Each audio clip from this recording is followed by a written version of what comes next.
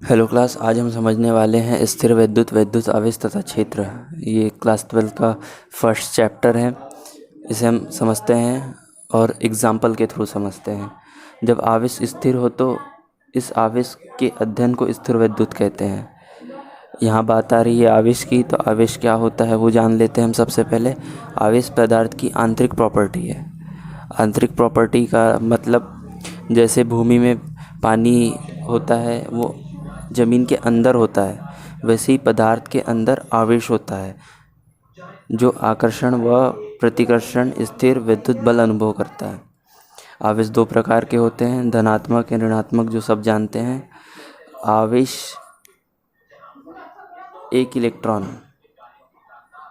Electron पर 1.6 into 10⁻⁻19 coulomb होता है, अर्थात ई की वैल्यू जो सबसे मूल आवेश होता है, सबसे छोटा आवेश माना गया है अभी तक के।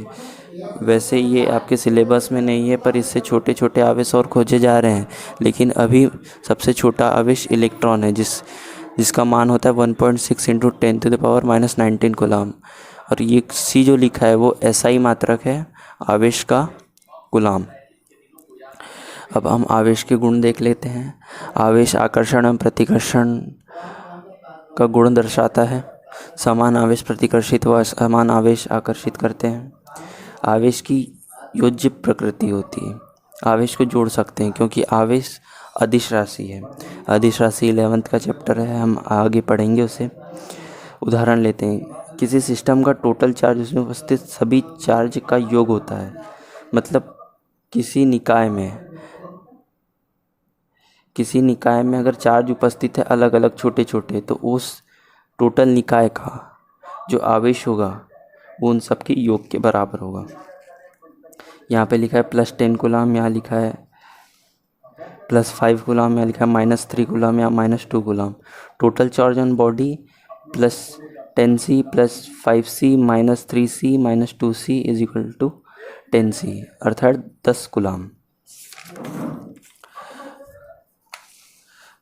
अब हम आवेश का क्वांटीकरण पढ़ते हैं। किसी वस्तु के आवेश Q को सदैव Q = Ne से दर्शाया जाता है, जहाँ N धनात्मक अथवा ऋणात्मक पूर्णांक संख्या है जो इलेक्ट्रॉनों की संख्या दर्शाती है, और E आवेश की मूल इकाई है जो मैंने आपको पहले बताया। अब बात करते हैं आवेश का क्वांटीकरण होता क्या है। आवेश का क्वांटीकरण, पदार्थ में बहुत सारे आवेश होते हैं, तो आवेश सिंगुलर फॉर्म है, एक एक आवेश की बात हो रही है। जब पदार्थ में इतने सारे आवेश है और उन सब एक एक आवेश की बात करें, तो पूरे पदार्थ का आवेश ज्ञात करने के लिए हमें ये फार्मूला दिया जाता है Q = Ne। तो आवेश का क्वांटीकरण क्या है, सारे आवेशों को जोड़ देना, जिसे हम आगे और आपको समझाऊंगा। समाकलन द्वारा इसे सॉल्व करते हैं और एक फार्मूला ये है।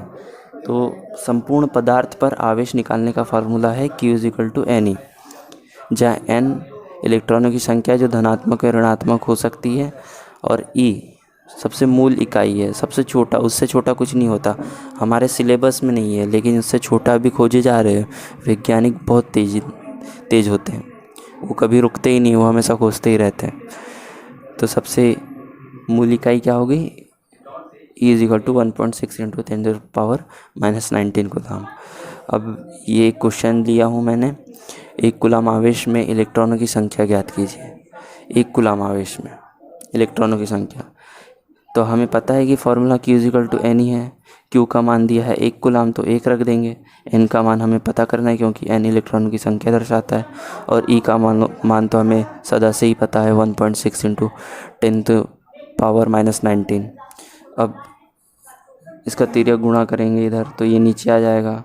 फिर N की वैल्यू इसको सॉल्व करेंगे। मैंने ज़्यादा यहाँ क्रिटिकल सॉल्व नहीं किया है, डायरेक्ट आंसर लिख दिया है। 6.25 × 10⁻18 इलेक्ट्रॉन्स होते हैं। अब चौथा पॉइंट, आवेश के गुण में वेग का प्रभाव। अब आप कहेंगे कि हम वेग का प्रभाव क्यों पढ़ रहे हैं, मैं आपको समझाता हूँ।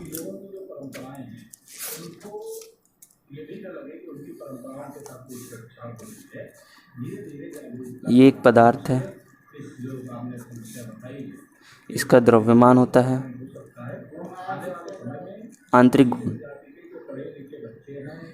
और आवेश होता है जो हमने पढ़ी। ये दोनों क्या है,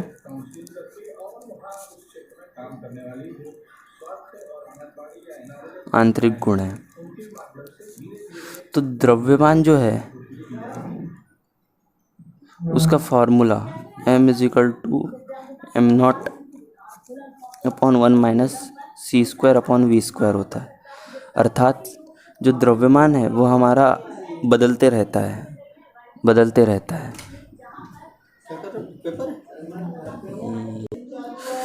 तो मैं बात कर रहा था द्रव्यमान की। ये वेरिएबल मास है, चर द्रव्यमान जो बदलते रहता है। m0 हमारा स्थिर मास है, स्थिर मास यानी द्रव्यमान। जब हम अपना वज़न नापते हैं तो हम स्थिर होकर नापते हैं, दौड़ते हुए नहीं नापते। स्थिर में जो वेग होता है वो 0 हो जाता है क्योंकि हमारी स्पीड 0 होती है। तो ये जो v लिखा है वो हमारी स्पीड लिखी है, पदार्थ का वेग। और ये जो c लिखा है, सॉरी माफ़ कीजिएगा, यहाँ v² और यहाँ c² होता है। ये जो v लिखा है वो पदार्थ का वेग है, और यहाँ जो c लिखा है वो प्रकाश का वेग है, जो एक नियतांक होता है। ये आपके लिए क्वेश्चन है कि प्रकाश का वेग कितना होता है, आपका होमवर्क है। तो द्रव्यमान किस पे निर्भर करता है? वेग पे। अगर वेग 0 हो जाएगा तो ये टर्म 0 हो जाएगी, 1 - 0 1/√1 m0, यानी कि m जो है वो m0 के बराबर हो जाएगा, जो स्थिर द्रव्यमान होता है हमारा। लेकिन हम जैसे ही दौड़ना शुरू करते हैं, भागना शुरू करते हैं, तो हमारा द्रव्यमान बढ़ते रहता है, जिसके कारण हम ज़्यादा देर तक भाग नहीं जा सकते और हमारा द्रव्यमान इतना बढ़ जाता है कि हमको रुकना पड़ता है। तो द्रव्यमान निर्भर करता है वेग पे। उसी प्रकार आवेश के बारे में जानेंगे, क्योंकि ये दोनों आवेश और द्रव्यमान ये दोनों आंतरिक गुण हैं। तो इसके बारे में देखें तो उसका कंपैरिजन इससे भी करना पड़ेगा। तो आवेश जो होता है, मान लीजिए ये पदार्थ है और इसका आवेश Q है, ये स्थिर पदार्थ है।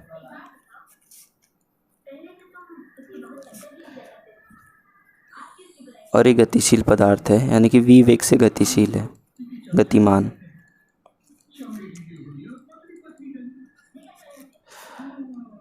आवेश के केस में वेग का कोई प्रभाव नहीं पड़ता, स्थिर रहने पर भी आवेश समान रहता है और गतिमान रहने पे भी समान रहता है। वही बात यहाँ लिखी, आवेश वेग पे निर्भर नहीं करता, अर्थात सिस्टम स्थिर हो या गतिमान हो, आवेश सदा समान होगा। जो ये लिखा है Q, ये स्थिर पे Q है और गतिमान पे भी Q ही रहेगा। आई होप आपको इतनी बात समझ आई होगी। अब हम नेक्स्ट लेक्चर में पढ़ेंगे।